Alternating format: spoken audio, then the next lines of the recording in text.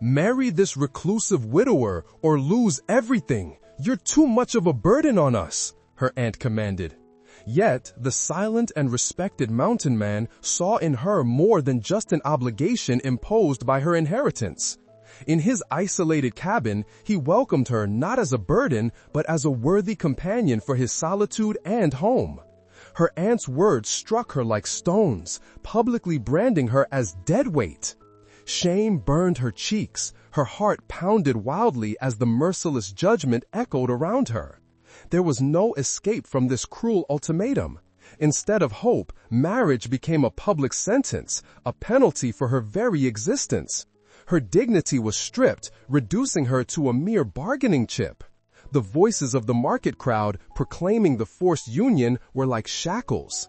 The stares and whispers confirmed her belief that she was a pawn in a game for inheritance, devoid of will and value. The stigma of deadweight clung to her like a shadow. Whispers hounded her everywhere, on the street, in church, in her dreams.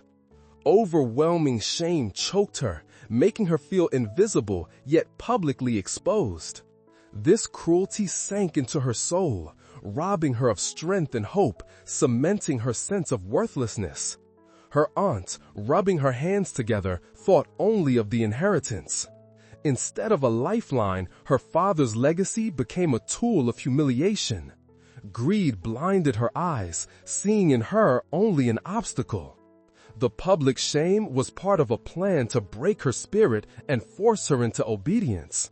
She was a pawn in their dirty game for wealth, robbed of any right to a life or choices. This was not by chance, but a cold calculation. Silent pain and helplessness choked her, stealing her breath. The stares and whispers were like daggers. An internal battle raged silently, with full force. How could she fight such ruthlessness, alone and without a protector? Tears burned her eyes, but she couldn't shed them. She had to endure, though she felt broken. It was an unbearable burden. The day of exile arrived swiftly. Leaving home, she felt her old life dying. Every step toward the gate was a step into the unknown. There was no turning back, no place among those who had rejected her. The mountain man waited, silent. His presence was the only constant in this chaos. She got into the wagon, leaving shame and cruelty behind. This was an end, but perhaps also the beginning of something new. The unexpected arrival of the outcast protector onto the scene of Lesota's public humiliation shook the crowd. His powerful, silent figure suddenly filled the space, bringing an absolute silence that choked every whisper and laugh. Everyone who had mocked Lesota and judged her as a burden froze, staring at him with a mixture of fear and astonishment. No one dared to move or speak, feeling the weight of his presence. The spectacle was interrupted, and Lesota, trembling with cold and shame, looked up to see her unexpected savior, whose very name struck fear. As her aunt, attempting to maintain control, tried to negotiate with the protector or repeated that Lesota was a burden and a heavy load for the family, he completely ignored her. His gaze rested solely on Lesota, penetrating her torn clothes and pained look. In that solitary, intense gaze, Lesota felt truly seen for the first time. She was not judged, scorned, or evaluated, but recognized in her essence and inner dignity, which ignited a spark of unknown hope and a strange sense of security she had never known before. Without unnecessary words, with one decisive gesture, the outcast protector ended the transaction that was meant to seal Lesota's fate. He either threw several heavy coins onto the ground, which her aunt greedily snatched, or simply and firmly declared that Lesota was now his wife, according to the terms of her father's inheritance. The crowd, though whispering and exchanging surprised glances, remained passive, paralyzed by fear and respect. No one dared to intervene. Lesota ceased to be the property of her tormentors and a burden, gaining a mysterious guardian. At a moment when humiliation still encircled her and the cold wind penetrated her torn clothes, the outcast protector made a simple yet profoundly significant gesture. He extended a strong, calloused hand to her, helping her descend from the raised platform where she had been publicly displayed. La Sota, surprised by this unexpected kindness, hesitated. Her heart pounded, but she cautiously accepted his help. She felt the weight of shame and fear that had choked her begin to recede, replaced by a strange, unknown warmth. It was the first act of physical protection and restoration of dignity she had experienced in a very long time, ever since she had become a burden. With unspoken dignity and calm, the outcast protector led La Sota away from the place of her recent humiliation, where she had been treated as a burden and subjected to public judgment. There was no haste in him.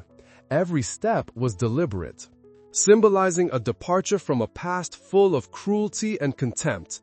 The crowd, which only moments before had seemed powerful and merciless in its judgment, now receded into the distance, becoming merely a collection of curious and sometimes hateful stares.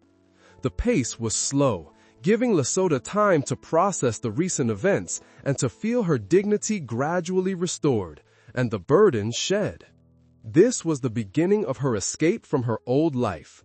As they set off in the old wagon, driving away from the town, the silence between them was not heavy or oppressive. On the contrary, it became a relief for La Sota, who for a long time had heard only words of scorn, judgment, and accusations of being a burden. She looked back one last time, seeing the receding town and the people who had rejected her.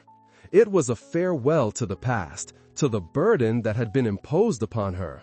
A new chapter was beginning, veiled in the mystery and silence of the outcast protector, carrying the promise of hope, and a chance to rediscover her own strength and worth, far from the cruel world that had cast her out.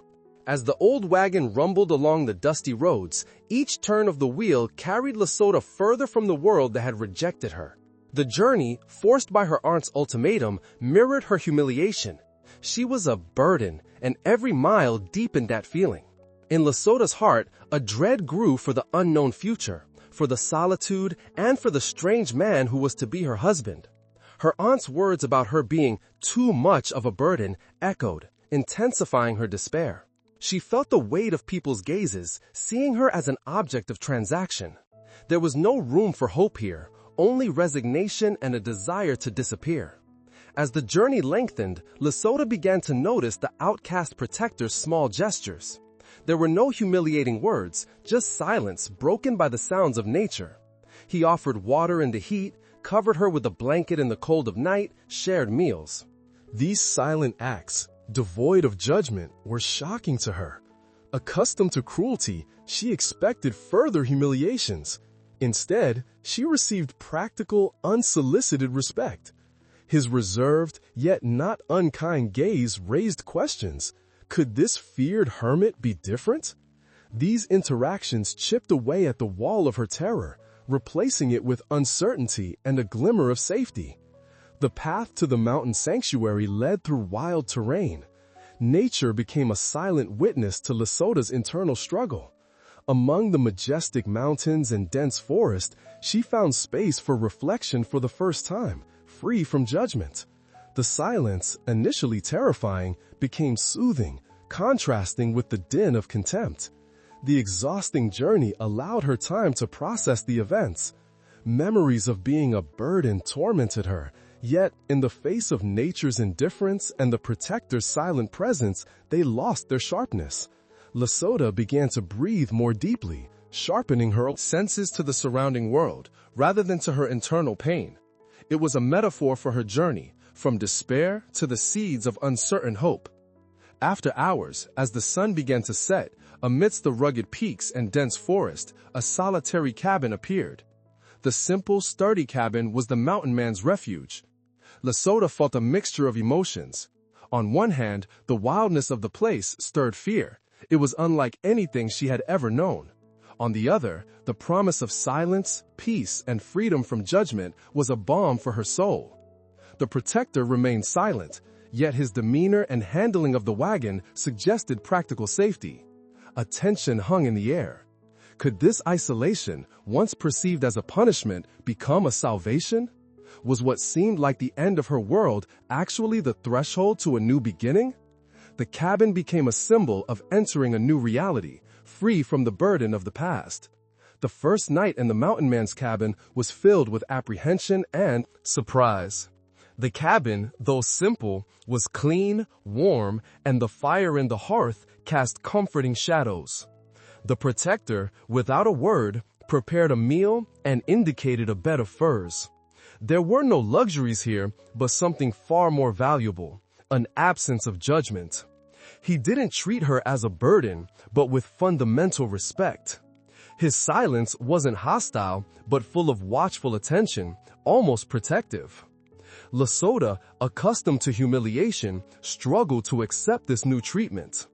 Lying on the furs, listening to the sounds of the night and the protector's steady breathing, she began to understand that this place and this man were different. There were no insults or cruelty here. There was only a practical safety that quelled her fear. This was the first night she felt not like an object of transaction, but as a human being worthy of peace.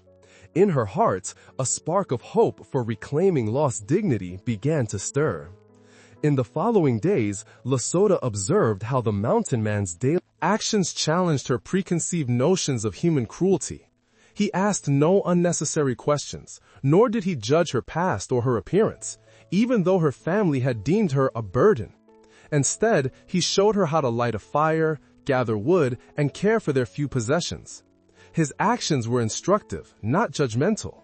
Lesota, who had felt like a worthless burden, learned practical skills that instilled a sense of purpose and usefulness. Seeing how gently he handled animals or repaired tools, she perceived the depth of his character. These small moments were like seeds sown in the barren soil of her heart. She began to understand that his reserve and silence were not contempt, but a form of protection. Trust began to bloom, fragile though it was, forming the foundation for future strength and dignity. The first few days in the protector's sanctuary filled Lesota with shame and apprehension. Every task, bringing water, preparing a meal, felt overwhelming. She felt the weight of past judgments, fearing she would fail and thus confirm she was indeed a burden. Echoes of public humiliation resonated in her mind, her heart beating with trepidation. The protector, silent, watched her without a word. He neither judged nor criticized. He provided warmth, food, and a safe place to sleep. She saw no contempt or cruelty in him, only a practical, albeit stark, acceptance. This quiet, unexpected acceptance slowly eroded the wall of her fear. Lesota transitioned from terror and distrust to uncertainty with the first glimmer of security. Her thoughts still revolved around rejection and the fear of failure, but she perceived that this recluse was different. His presence, though silent, provided a constant, secure anchor, contrasting with the chaos of her past. It was the beginning of her journey to reclaim dignity, where the weight of the past gradually gave way to hope. The days in the cabin settled into a repetitive yet comforting rhythm. Lesota, initially clumsy, slowly mastered her daily chores. Chopping wood, though tiring, brought satisfaction. Tending a small garden taught her patience. Preparing meals became less stressful as she discovered flavors reminiscent of happier times. The burden of judgment gave way to a focus on the task at hand. The protector, still silent, subtly initiated her into the intricacies of wilderness life. He showed her how to light a fire, make a repair, and care for the animals. There was no lecturing, only demonstration. And his silent trust in her capabilities was a more powerful lesson than words. He never called her a burden, and his acceptance was a balm. Every small victory, a successful meal, a well-chopped log, built her self-confidence brick by brick. She began to recognize her physical strength and practical worth, qualities that society had overlooked. She moved from uncertainty and shame to a sense of capability. She understood that her worth depended not on the judgments of others, but on her own labor. This stage involved the laborious construction of a new identity, founded on tangible achievements and the protector's quiet affirmation. She felt the burden was lifting and dignity was slowly returning. In the solitude of the cabin, where words were a rarity, communication transpired through deeds. The protector showed Lesota respect in practical ways. He saw to her warmth, discreetly adding an extra blanket when she wasn't looking. Her plate was always full. He shared everything he had, without a hint of resentment or the feeling that she was a burden. In his presence, she felt safe, free from the cruelty of her past. His consistent gestures effectively chipped away at her ingrained shame and sense of worthlessness. She began to feel seen, valued, and protected, rather than judged. She observed his unwavering integrity. His silent validation was more potent than 1,000 words of praise. Through his actions, Lesota understood that true respect requires only consistent and caring treatment. This stage marked a profound inner transformation, where old wounds inflicted by society's cruel judgments began to heal under the influence of the protector's unwavering dignity. She shed the burden she had carried for years, recognizing her own worth reflected in the eyes of this silent man. Her strength grew, fortified by this refuge and respect. Weeks passed. The protector's cabin, initially a stark refuge, took on new meaning for Lesota. It was no longer just a place of escape, but a space she could co-create. Her duties became a contribution to their shared life. She passionately cared for its cleanliness, decorating the interior with forest finds. A small patch of land behind the cabin became her personal project. She planned future crops. This sense of belonging and responsibility was revolutionary. She no longer felt like a guest. She was an active participant, a partner in shaping their world. She made her own decisions regarding the homestead, and the protector accepted her choices, often assisting without words. Sometimes Lesota hummed softly, and her smile appeared more and more frequently. Her eyes, once clouded with fear, now shone with peace and hope. She transitioned from a sense of capability to profound hope and self-perception as a partner. She understood that she was no longer a burden, but a valuable part of their life, capable of contributing and fostering warmth. Her dignity was visible in every action, and the weight of the past seemed to lighten. In the quiet evenings, Lesota found time for deep introspection. Silence was an ally, allowing her to hear her own thoughts, rather than the echoes of cruel words from the past. She contrasted her former self, tormented by shame and judgments, with her current, stronger and calmer self. She saw how the work of her hands, the protector's quiet respect, and a sense of belonging had transformed her. She shed the label of burden, understanding that true worth lay in her ability to survive, to love, to create. She actively chose to cast off old shame and embrace her newfound dignity. Her inner resilience shone brightly. This was a milestone, a transition from passively enduring fate to actively shaping her identity. Hope solidified. She fully accepted herself. The burden of the past was irrevocably shed. She became a symbol of true strength. This stage was the culmination of Lesota's growth and the deepening of her bond with the protector. There were no grand romantic declarations here, but something deeper, a silent, unspoken vow of mutual respect and belonging. One evening, their gazes met during a shared meal, wordlessly but with complete understanding. She saw in him a partner who recognized her true worth.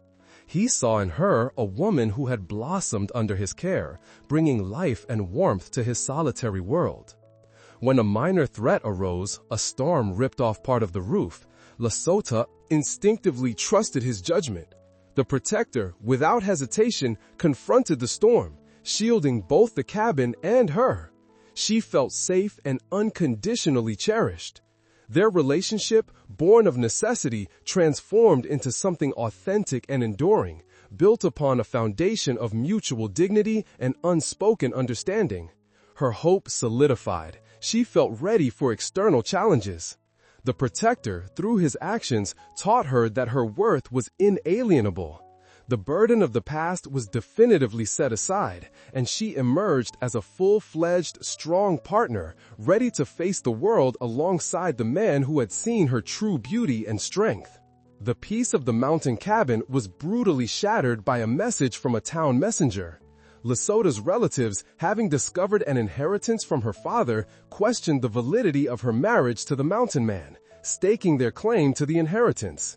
This disrupted their newly found harmony. Lesota felt a chill, a premonition, that shame and judgment were returning, threatening her fragile peace. The outside world she had tried to leave behind had invaded her sanctuary, reopening old wounds. Soon after, her aunt herself visited the cabin. Her presence was a cruel reminder of the past and the contempt Lesota had known.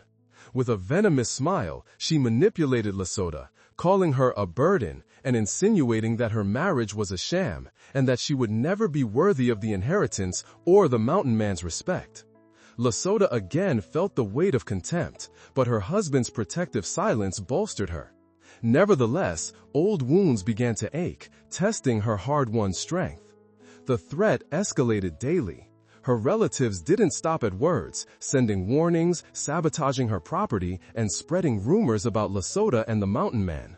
They demanded she relinquish her inheritance rights or leave her home, threatening her with consequences.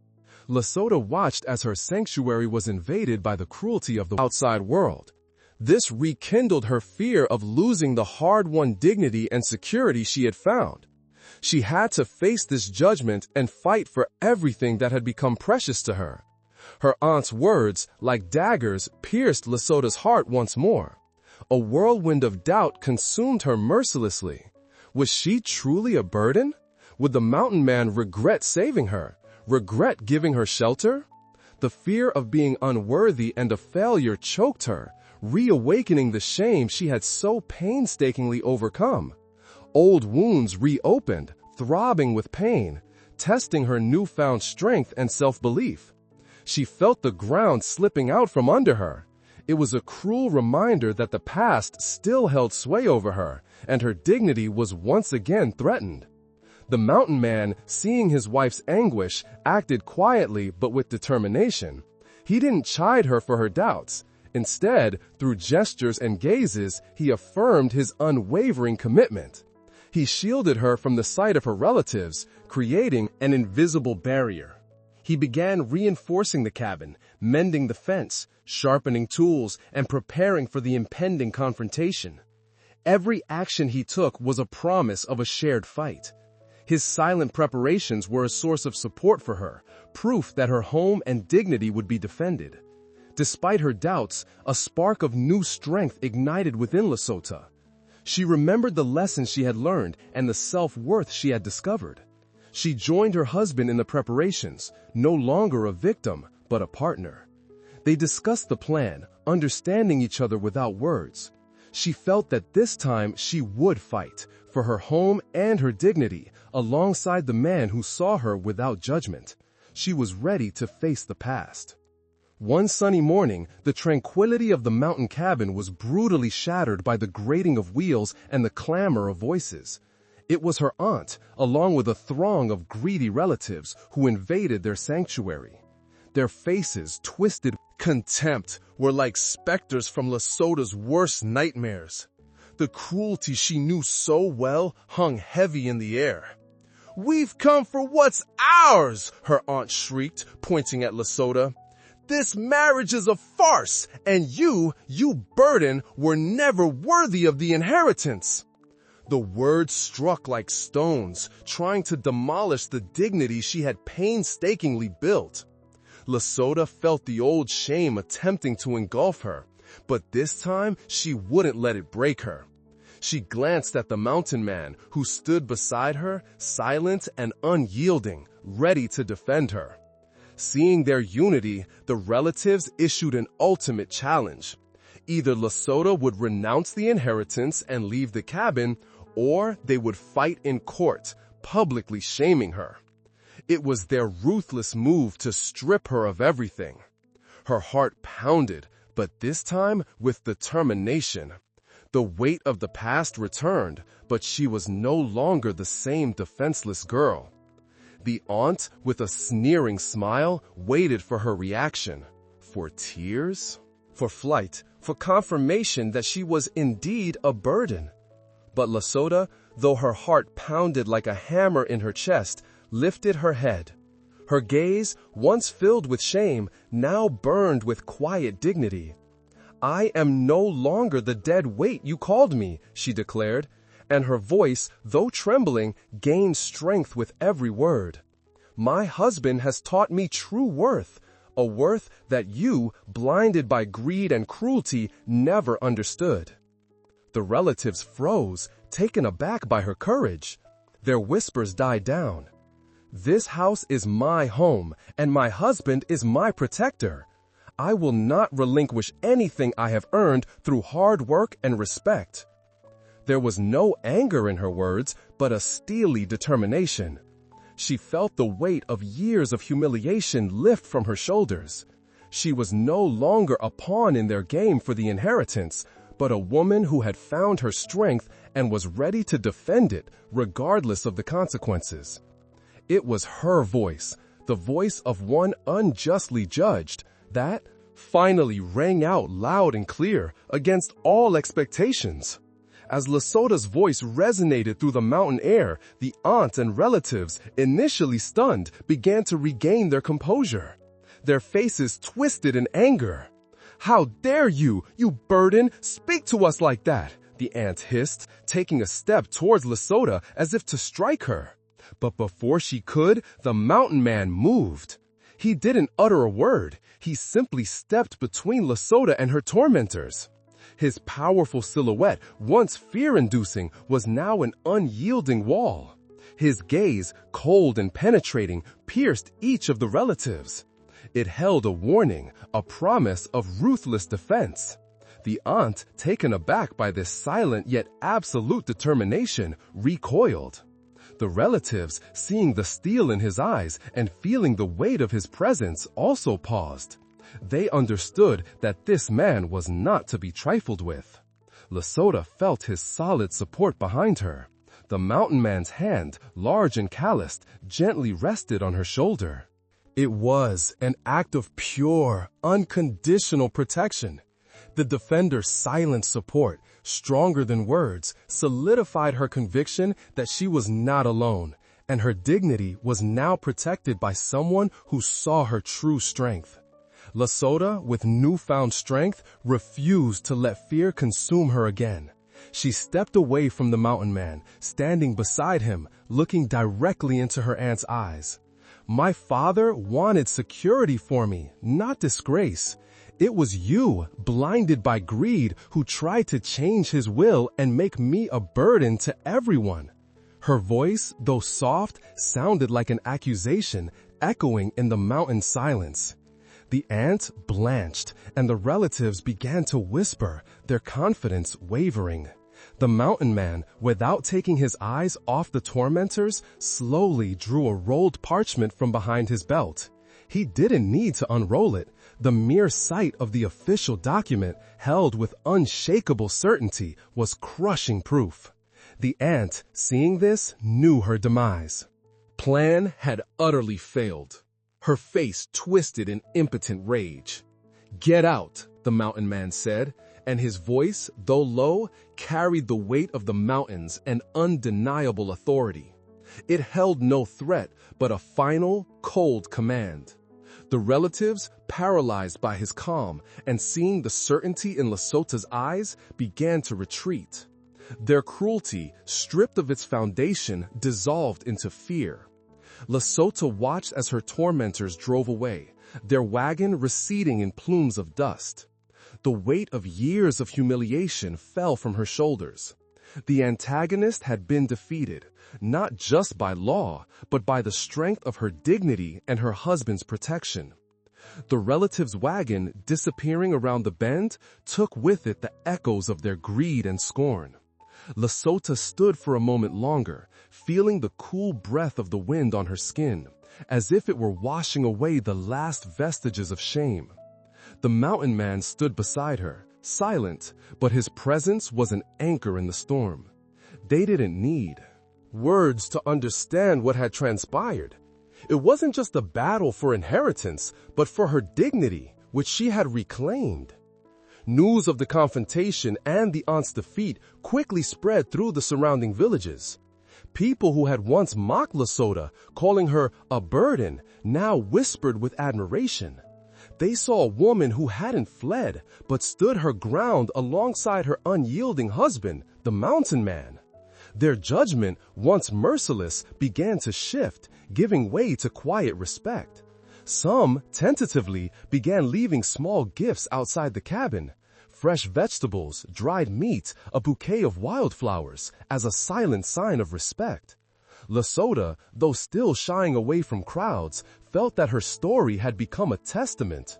She had proven that true worth didn't depend on others' opinions, but on strength of spirit and faithfulness to oneself. Her victory was moral, inspiring those who had once felt like a burden themselves. The weight of the past vanished irrevocably, replaced by a sense of peace and deserved recognition. Once the relatives had left, a profound quiet settled over the hut, a silence unlike the one that had reigned before their arrival, now filled with peace and relief. Lesota and Goral sat at the table, warmed by the firelight from the fireplace. No words were needed. Their hands, calloused and strong, rested on the tabletop, almost touching, a testament to their shared labor and struggles. In her eyes, once filled with shame and fear, a new strength and gratitude now shone. In his gaze, typically reserved and silent, warmth and deep understanding emerged, a quiet promise. They had together endured the crucible of judgment and greed, and their bond, born of necessity, was now an unbreakable foundation for a shared life. The hut, which had been merely a refuge for her, had transformed into a true home, a sanctuary they had defended together, where the weight of scorn would never again gain entry. Lesota, once considered a burden to her family, was now a worthy and strong partner, bringing life and hope. Goral, reserved and taciturn, was her protector, her anchor, the only man who truly saw her worth. That night, beneath the star-strewn mountain sky, they exchanged the silent vow. Not with words, but with glances, the touch of hands, and their shared breath. A vow of loyalty, respect, and unconditional love, born despite the world's cruelty. Their future, though still rooted in the ruggedness of the mountains, was bright and full of hope, built upon a foundation of dignity, shared struggle, and mutual understanding. Within the sanctuary of their love, the burden of the past was forever shed, and together they were ready for anything.